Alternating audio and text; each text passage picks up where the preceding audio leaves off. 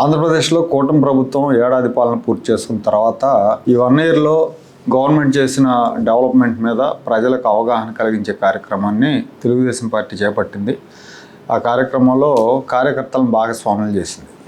సుపరిపాలనలో తొలి అడుగు అనే పేరుతో ఇంటింటికి వెళ్ళి ఈ 1 ఇయర్లో జరిగిన డెవలప్మెంట్ గురించి ప్రజలకు వివరించాలి.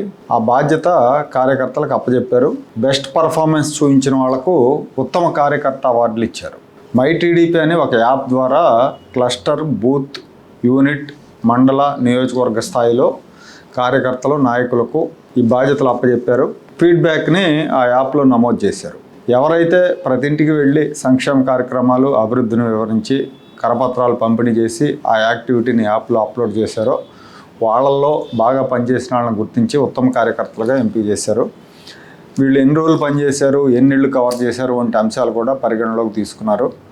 అయితే ఈ ఉత్తమ కార్యకర్తల అవార్డుల మీద, ఎంపికల మీద కొంత అసంతృప్తి స్వరాలు కూడా వినిపించాయి. కొంతమంది కార్యకర్తలు అసంతృప్తి వ్యక్తం చేశారు. ముందు నుంచి పార్టీలో ఉన్న వాళ్ళని కాకుండా మధ్యలో వచ్చిన వాళ్ళకి ఇచ్చారు.